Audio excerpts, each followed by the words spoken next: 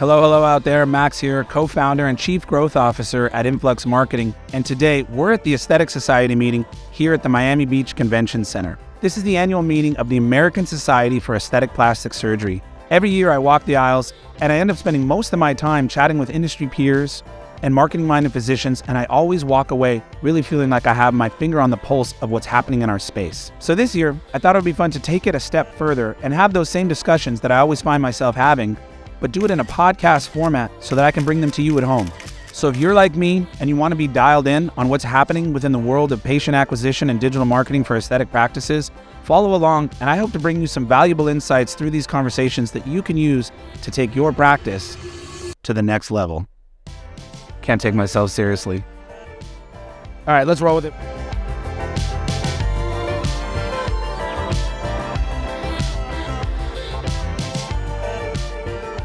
All right, we're back, and I have the great pleasure of being joined by Dr. Bradley Bengtson of the Bengtson Center in Grand Rapids, Michigan, who also happens to be one of our awesome clients.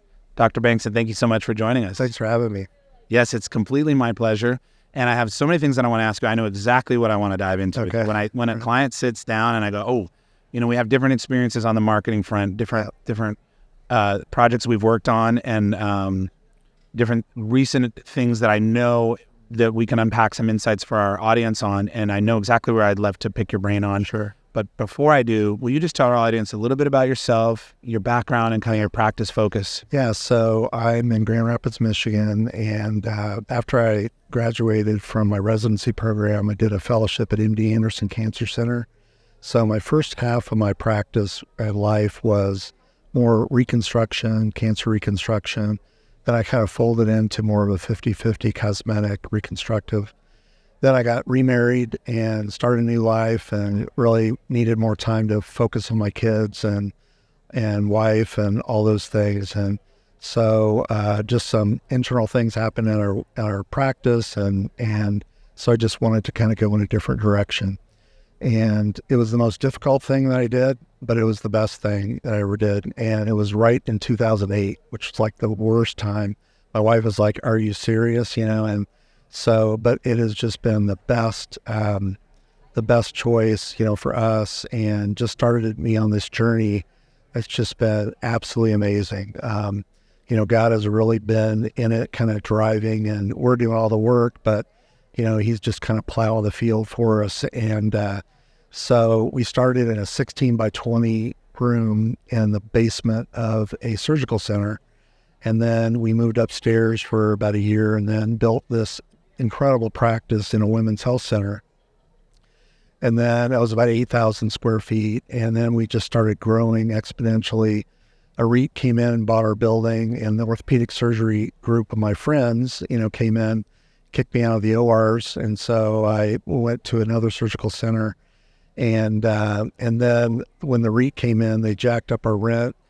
The traffic, parking was a big issue. And so my buddy, who's a commercial real estate guy, took us out, and my wife and I just like, "Dude, what are you doing? I mean, you're digging a hole and dumping money in the ground, So he put me in touch with this amazing group called First Companies, and they have a building design management team. And we built this incredible practice building, so there's about 50,000 square feet. And then we own about 30,000, and we just took on, because we're growing more, we just expanded to another 3,000 square feet. After about 2 months in, I told my wife, Anna, I'm like, "I think we need more space." And she's like, "You're crazy, So now we're expanding. We're putting more rooms in. We have 2 amazing ORs. They're the nicest ORs in the world. I pinch myself every time I go in, just is it really real, And so we expanded now to 72 staff. We have 7 aesthetic experts to do injecting, but also other advanced things, 7 estheticians, 7 kind of non-surgical, like cool sculpting, mirror dry, some of the non-surgicals, lower grade lasers, and super active surgical center. We're doing about 1,000 cases, major cases a year. It's just exploded into this amazing practice that just really had no idea or dreamt about, that was possible. So I guess that's a little bit about. That's a little bit about a lot, because that's first of all, an impressive meteoric rise. But you're 72 staff and you're 2 surgeons, is that correct? Surgeons. Yourself and one other? Yeah. 72 staff, 7 aesthetic experts, and you're doing 35. You have about 35,000 square feet of that building that you're occupying. Yeah. So what's really interesting is when I left my prior practice, I was kind of surgeon averse, and I was like, okay, I want to do a model that basically involves mid-level providers, and I want to develop all the non-surgical things that complement plastic surgery without any other partners, because I was like partnered out. And so my goal was to grow about 10% or more a year to get to the point where the non-surgicals actually cover our overhead. And remarkably, we're just about there. I mean, we're kind of dancing on that overhead line. So all the non-surgicals basically cover the entire overhead of the whole practice, including the surgical center. So it's fantastic because it really takes the pressure off the surgeons to produce, right? So my prior practice are large surgeon groups, competition for the same patient, and they're the producers. We're still the top producers, but it's more like 60-40, versus like 95-5 or 90-10. And I would really encourage plastic surgeons to really, kind of develop a brand. We have a very sophisticated brand, and develop the brand, keep it very high level, very educational based, but really embrace, some of the non-surgicals that patients are actually asking for. I think the mistake, I was in Brad Calabrase's panel yesterday. It was amazing. He's like the master, right? So it's unbelievable how knowledgeable he is about so many things. And, he's really one of his main points was embrace technology that patients are asking for, because there's so many really cool technologies that we might want to bring in for us that, like, hey, we might project on a patient. This is really cool.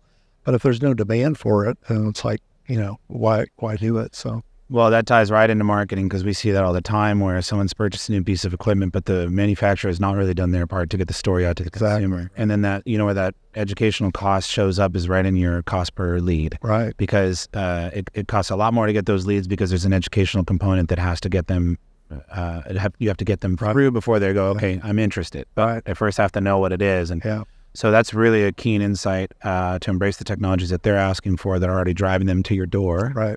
Also, it seems maybe super logical now to embrace non-surgical and minimally invasive aesthetics so heavily, but you clearly did it ahead of the trend. Yeah. And to the point where it's now just about covering your overhead, and we're not talking about a small overhead with a team of 72. Absolutely. I mean, you must be. I can't really think of a peer for that size of practice and that scale. I think Brad Calabrase's practice is probably the closest. Wow. Maybe Jan Turkle, probably not quite as many things, but I'm a real good friend with Jan, and we've kind of mimicked her ladies' night out sort of thing. It's a little bit different. She has different vendors come in and they do consults, and it's more of a sit-down dinner sort of a thing. We started this All That Glows event. So this is the exact thing. Okay, you're going right to where I wanted to go, is talk about this event, which we came in late in the game and helped you do some digital support on it, especially when you had to do it remotely during the pandemic. Exactly right. But it started long before us, and so yes, I'm sorry to cut you up, but tell us about it. Yeah, first of all, kudos to you guys. I mean, we love Influx. We love you guys. Thank you, Dr. Bengtson. It's been probably, from a marketing standpoint, the single most significant impact in our practice. So we really can't thank you enough. The quality of not only the product, but the individuals that we work with are absolutely amazing. And we're doing a revamp of our website right now. I think our website's beautiful, but, it's a little heavy, and I like Grant Stevens' sites and some other sites, a little more open and a little more white space and a little more interactive and stuff like that. And then we're also launching a new hair site that you guys are working on for us that we're super excited about. But yeah, the All That Glows, it's just been a fascinating journey with that. We started about 10 years ago, and just in the lobby of our prior practice. And it was really, really based more educationally So there's a huge educational focus to it. I think the definition of marketing to me is educating patients on what's possible and then linking them up to the concerns that they have and talking with them about the different options and surgical or non-surgical. To me, that's the essence of marketing. If you are marketing something just for marketing or making money, you're totally missing it. If you market for education, then the patients really appreciate that. They gravitate toward it, and you're going to accomplish the same marketing money goals that you have. But it's really, the focus really needs, basically the education and the technology education needs to drive the marketing. And so many people, I see colleagues kind of chasing things and dumping a lot of money in marketing. And I think if they just took half of that and made more of an educational focus, they would accomplish both goals. So that was really our goal. Yeah, that was really our goal. We started. So we started in our space. We had probably 100 people, maybe the first one. And then we, really just started to grow as a practice. And our prior space had about 8,000 square feet. We had about 30 employees. And again, the non-surgical aspects of our practice is really growing. So we talked about the surgical things too, but we're really promoting the non-surgical things. And hopefully you guys will be able to make it. This year it's the 21st night of September, so we're going to do the whole Earth, Wind, and Fire theme. Cool. So I've been really excited about that. But really it's grown, just hundreds of patients per year. And like 5 years ago, pre-pandemic, it was maybe 600-700 people. And then COVID, we tried to do it virtually and sent out gift baskets to the people and that. And now, the last few years, it's been like 1,000, 1,100, 1,200. So it's about 6 hours. So we revamped a little bit. We have all of our specials and everything online. So you guys helped us last year kind of developing an order sheet and educational pieces that kind of line up. So we have the best pricing for the year. And then during the second week, we have a big event. And last year we took a little bit of a different bet, and we had like food trucks kind of lining up. We have a big tent that extends out underneath this big, beautiful awning that we have. And we had like margarita trucks and beer pretzel trucks and taco trucks and, just more casual things. We had a specific B-Caps martini and all these different, really fun. So it's a really fun thing. And then inside, it's all educational. We're doing everything we can do discreetly, so we're demoing cool sculpting, cool tone, injectables, all the toxins, all the non-surgical treatments. And it's really fun because we get some of the physicians to come in, like some of the anesthesiology guys to come in and be like Botox, candidates and stuff, and make fun of them and trying to get, my partner to do cool tone so I can see his abdomen, and stuff like that. But it's really educationally based. What we're finding is a lot of people now are ordering online and then just coming in for the party. And, a lot of people come in for the party as well and order additional things or that. But at least half of the people are new to our practice. So what's really exciting is our patients are champions. They're excited about our practice, all the new technologies and the relationships that we create with an amazing staff that we have.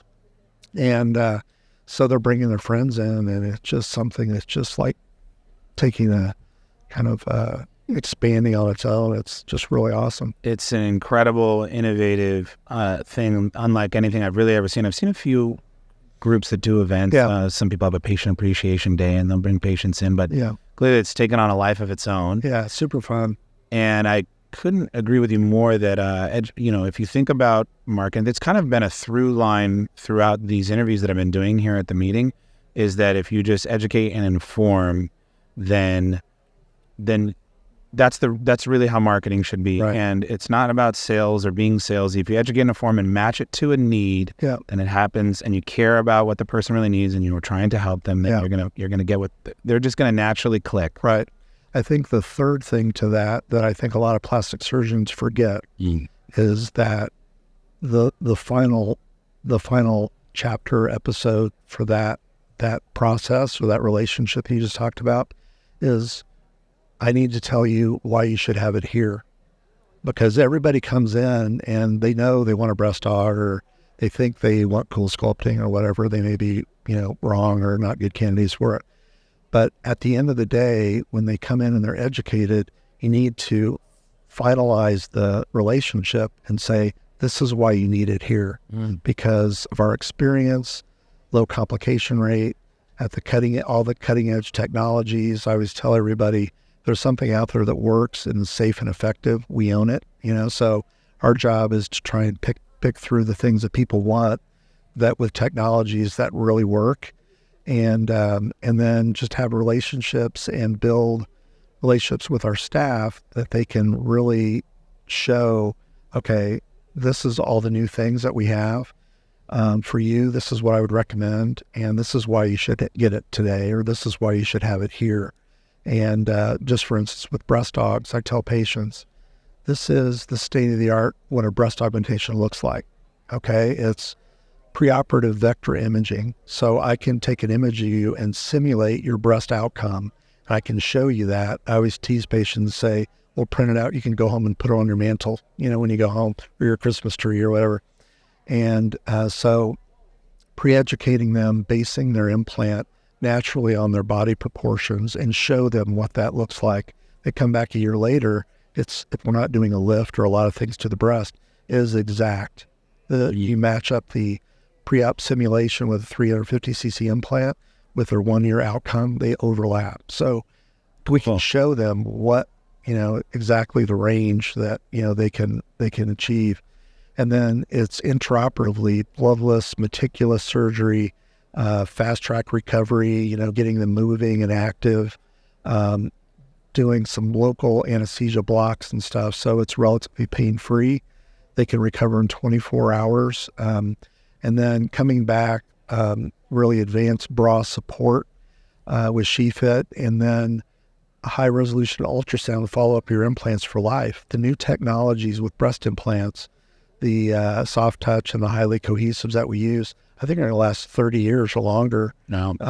I took my son, my 14-year-old, and we ran over some breast implants with my Ford F-150, He thinks he's a movie producer now. I mean, he's like totally into it. He's like, do it again. You got to back up over it, So the technology is so far advanced. Yeah. I think we're creating outcomes and investments for 30 years or longer. So that's what the state of the art is. And it's the same with non-surgicals. We know there's longer and longer, toxins coming out, better and better fillers. And so it's matching up the technologies, but it's also like, okay, this is why you should get it today, or why you should get it here. So, well, yeah, I guess the component you're talking about is the differentiators then, and the difference, and educating them on that, of your commitment, educating them on your commitment to the state of the art, to your training, to your expertise. Right.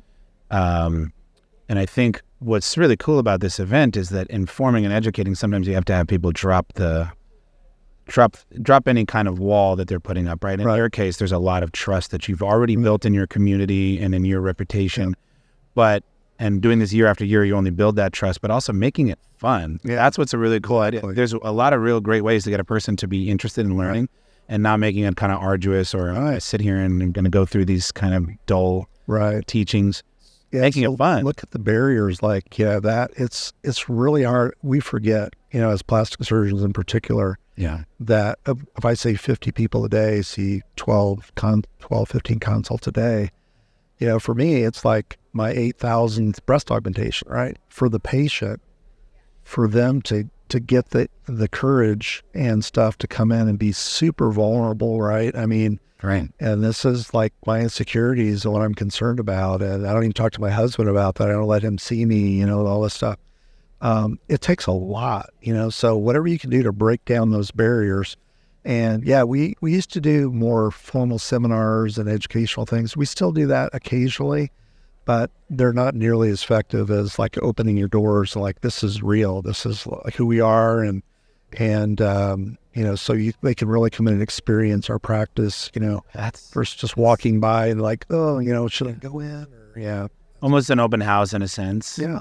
And I guess there's probably some solidarity that they feel with others who are going through it, and they're kind of doing it together and learning, that helps them to let their guard down, I guess. Absolutely. And patients will bring their friends, and they're super excited about, sharing our practice, and they're our biggest, champions. So that's what I was going to ask is there a percentage of it of new patients as well? So people do bring friends. It's crazy. I would say half the people that come are new to our practice. That's mind-blowing, Dr. Bengtson, in terms of, if you think about it from a marketing strategy, it's so genius. And not only are you making the revenue off of the specials that you're running in that window of time, but I guarantee you, I would have to imagine that has a remnant effect throughout the year. Yeah. And I think that it's interesting, the concept of growing the pie, I think is super important for plastic surgeons. I think, companies, corporations, there's a new product that comes in, they look at things like the pie is static, and maybe it might be in some, situations.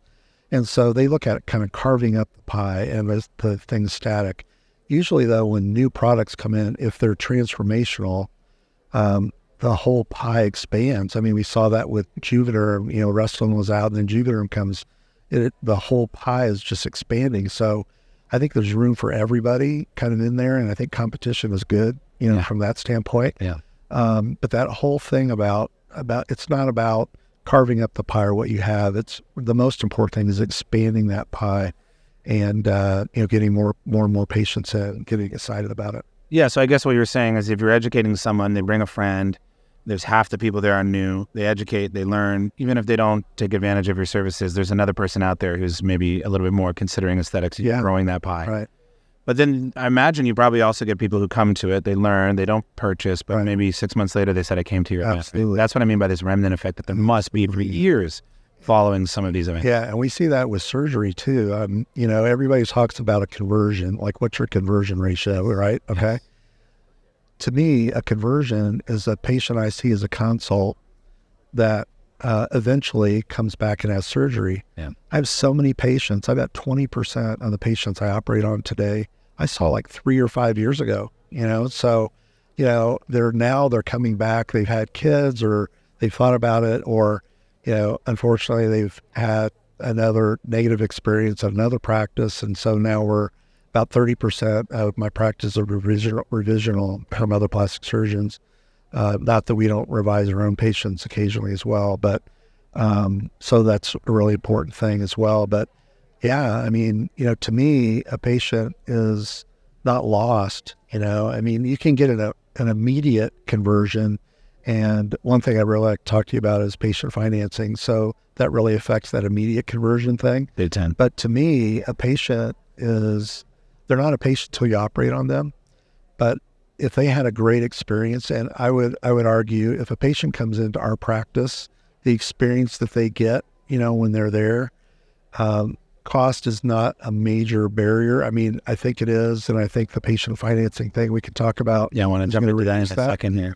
But they're going to remember that, and you just want to have them have the most amazing experience. And so I think what makes our practice unique is that we are completely patient-centric. I mean, we are completely patient-focused, and a lot of hospitals, a lot of practices, they say that, but they don't really practice that, or they don't really bring that out. When you come into our practice, you're welcomed into our home. It's very informal. You're attended to, it's just a great experience. Everybody is happy. They're totally focusing on the patient. And then each stage through it is complementing that, right? So our staff are people that love what they do. They're really good at what they do. So the technical outcomes are obviously really important. But surgeons come in all the time. They're like, how in the world did you get such a great staff? And we just hire people that love people, and it just comes out, and patients feel that. Yeah, they do. It's just they definitely really awesome. It's huge. What you're talking about there too is really the conversion window. In digital advertising, it's that conversion window. Right. You have to sign a time because we got to do the math. We got to tally it up. Absolutely. And at the end of the year, you got to tally up the financials. So what did you spend to get that patient in? Oh, they didn't convert by this timeline. So there is reason to have to kind of put a window around it. Right. But what I'm hearing, what you're saying is it's taking the long-term view. Right. We do that. I mean, we come to these conferences. Right. I'm not tallying up how many websites. That I don't care. Right. Because I know that we will meet people, we will make relationships, and when they need something, then we'll be on their mind. Right. And we want to be a presence here in the industry, and we want to be a presence to supporting the whole industry, including the society, caring about the industry. Yeah. So you're taking the long-term view, the commitment to the patient, and understanding that by not looking always at the immediate return, you actually create sort of a flywheel that brings you a lot of return as it begins to gain momentum. Yeah, I'd encourage, surgeons not to have too much of an immediate sort of thing. In fact, what I tell our staff is what you need to focus on is the patient. Mm-hmm. And with that patient that's in front of you, create the best relationship that you can, care for them the best you can, obtain the best results that you can, and forget about everything else. Because if you focus on money or my time or my, expense per patient and you get too caught up in the weeds, you're going to miss it. If you focus on that patient, you're going to get everything with that. So that's the real, focus. So when a patient crosses the threshold, we want to have everybody on track, just how can we make this patient's experience as best as possible? So I love the focus on the patient. And I think it's sage advice to mention that they shouldn't be too focused, that a surgeon maybe shouldn't be too focused on the immediate return, but it's also a little bit of a luxury. And I'm sure you having gone into your own practice know that better than anyone. Sure. So what we try to advise is that there are tactics that can help you bring a long-term return, a short-term return. It's almost like an investment portfolio. Put some of your capital towards these things that have an expected shorter time horizon, but make sure to also invest in the long term. Right. And don't only invest in the short term, because it's a hamster wheel. Doesn't really allow you to stay patient focused. Right. And eventually you go, I'm hand to mouth in my marketing instead of building up these things that have their own momentum. Right. I think it's good. It's a really good point. And I think it's also important to stay consistent with your brand. I see, I don't get on social media a lot, but I see plastic surgeons kind of almost getting a little weird, a little fringy. And that might work in some cities. It's for some, certain age groups or whatever they're trying to target. But when you have an older guy that's trying to do a TikTok dance or something, just stay consistent to your brand. I think they're losing a little bit of the focus. The focus really needs to be on the patient education and those sorts of things. And I think those are the big payoffs over time. Totally agreed. And I've been hearing that with the doctors that I've sat with here. It's another through line that I think is a really important takeaway. Yeah. Before we move on to patient finances, because you hit on the next thing I wanted to ask you about, you shared with me at some point that, it's a meaningful portion of your revenue that you actually produce from this event. Right. I just want to give people a sense of the scale is evident. Yeah. You said 1,100 people, but kind of what does that actually look like in terms of return? Yeah. So what's interesting about it is our staff, and particularly my wife, who's really been the lead in this, we have time, I'll share a very interesting story for you when I first got started. So hopefully we'll get back to that. Okay. You could maybe ask me that. Okay. But really it's like preparing, like she says, preparing for like 10 weddings. This is something we start, right after we have our event, we download what we learned and trying to apply new things and how are we going to mix it up and be fresh for the next time. And so it's unbelievable amount of energy and support and dynamic changes and stuff that happen. But it's such a significant thing because patients will kind of, if they're thinking about having a procedure, and then our event's coming up, they know that they're going to get the best pricing for procedures, packages, all that stuff. So they'll kind of wait a little bit for that.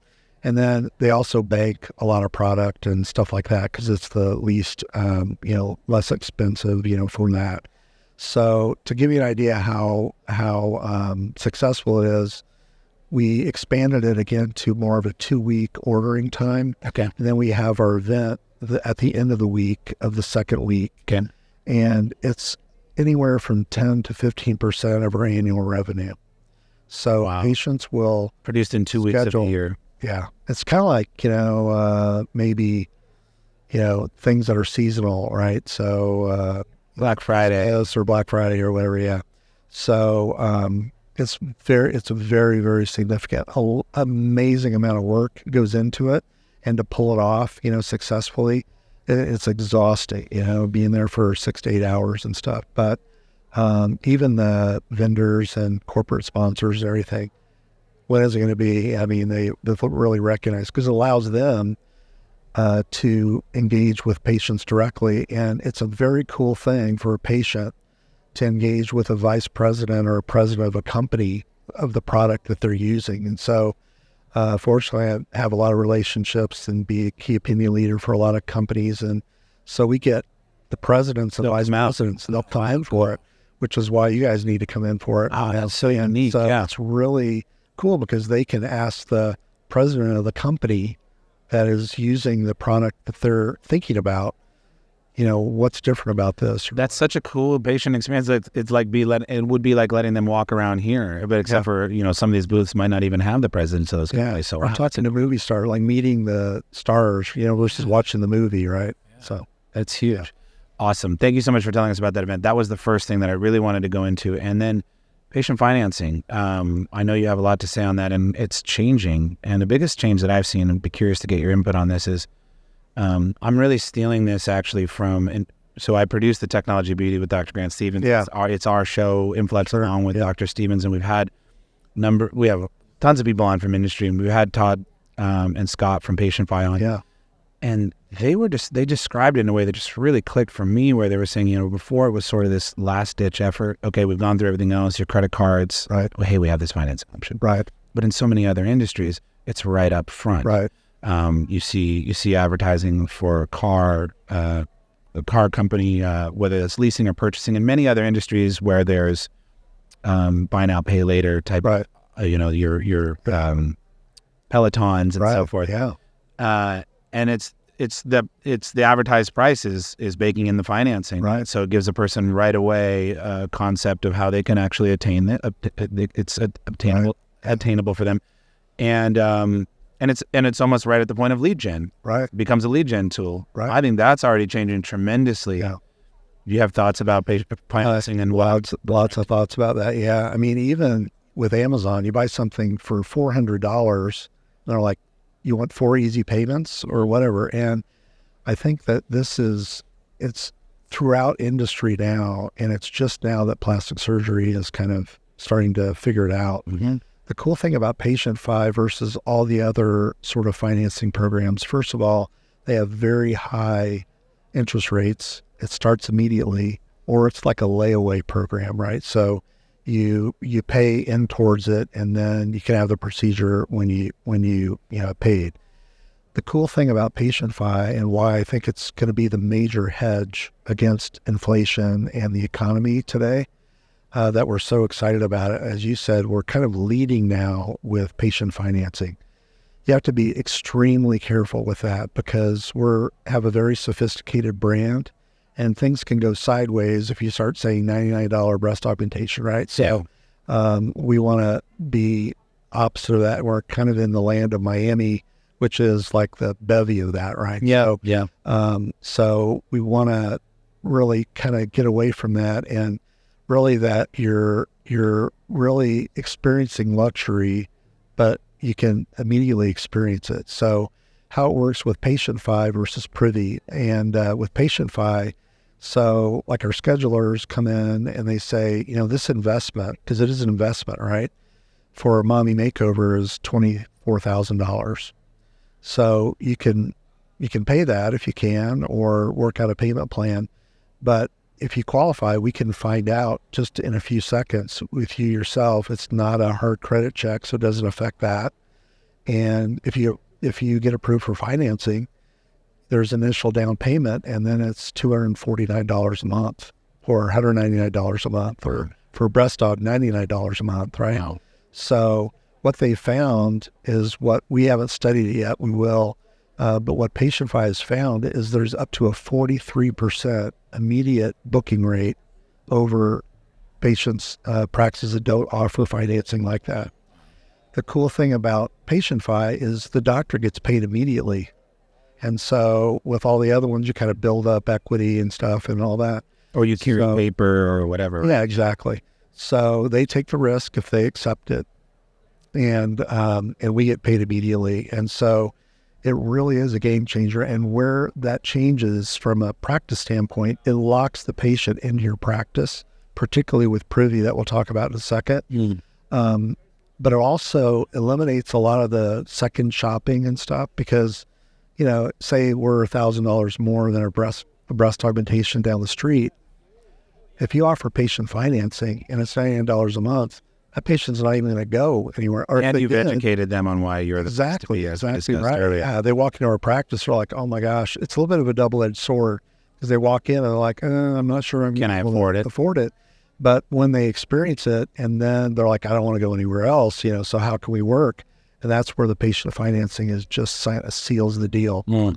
The most exciting thing, though, is Privy. And so we're just launching that next week.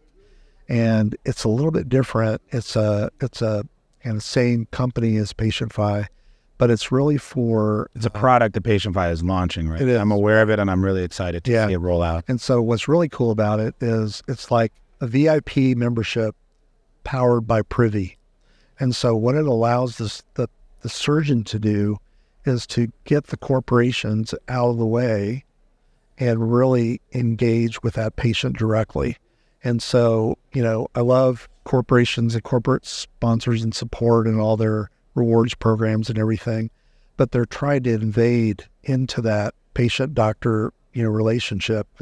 This locks the patient in to you. So they can't take their alley rewards down the street, if they want to do that. So, what it does for $6,000 and less, mainly recurring sort of, non-surgicals, they basically will say our aesthetic experts will work out like this is your annual treatment plan for your toxins and the fillers, and maybe $4,800. So you can either pay that, as you go, or if you want, we can do a really quick.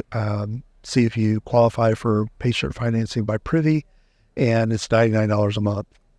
And so it's really a membership, but it really locks the patient in. And what I don't know, but what I think is going to happen too, it's kind of like for women, it kind of allows things to kind of run under the radar a little bit. It's like a husband may say, honey, what's this Privy, whatever, oh, I'm not really sure. Let me check on that. Well, just by diffusing it and spreading out the cost alone, then it's not showing up as one big charge, exactly, right? So that alone is a huge factor to help spread it out.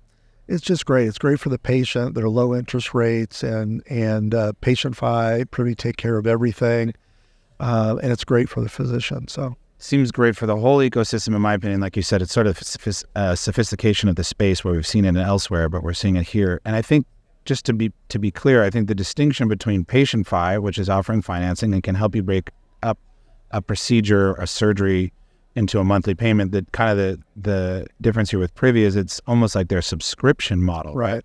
So we've seen other subscription models in this industry, but I know from working with different surgeons that were using some of those systems that sometimes they're just carrying all the risk. Right. And it's essentially the software is sort of a spreadsheet that says, here's who owes you what. Right. And then there's the banking model, right? Where, and again, this was something I got from a conversation talking with the fellows at PatientFi, where they said, well, how much are you, the patient should be asking that practice, how much interest are you paying me for banking here as opposed to over here? When we are starting to get pretty good interest rates for a savings account or other banking products. And really, the memberships, I've seen them always be a little clunky because you're basically trying to get out of them on day one, your bottom line. Right. Because they're a risk. If they leave, you have to at least cover your costs. Right. Whereas you said this earlier with regards to their main financing product, they're taking the risk. Exactly. So if they take the risk, my understanding on these subscriptions is the doctor gets paid on day one for the whole thing. Right. But this person now, if they're going to be doing a certain regimen, let's say a toxin and filler at regular intervals throughout the year, they can break that up. Right. But on treatment one, the surgeon is paid in full. Yeah. So now we have a true we want to talk about the Netflix for aesthetics, we've had a few products that sort of threatened to be that or promised to be that, but they weren't really that. This is really that. Yeah. And it locks people in. And with Privy, they're lower dollar amounts. So I think they're going to allow more, financing options. And with recurring things, if the patient defaults, then Patientify gets hold of them and our practice gets hold of them. It's like you defaulted, you missed your payment last month, so you can't get your next treatment. Sure. Right. So, and even for patients that are super high net worth, it's so easy. I mean, still just streamlines things. Yeah. Right? Just like, I don't want to deal with it, so just the ease of use and function is a real important thing too. That's going to be huge. And I agree with you that practices should be embracing these types of technologies and underwriting, financing tools to weather whatever storms may be ahead. That's right. Definitely should be thinking that way. Yeah. Dr. Bengtson, clearly we've only scratched the surface with a practice of your scale, of your total marketing efforts, but I do want to be mindful of your time and places to be. But thank you so much for coming here and sharing with us and with our audience your hard-won insights. Yeah. Really appreciate the time. We'll have to do it again soon. And we will have to get out for one of those events, and I really mean that. 21st night of September. Okay, Earth, Wind, and Fire. Yeah, that's right. Thank you so much, Dr. Bengtson, for your time, and I wish you safe travels home later today. Thanks for your time. Take care. Appreciate it.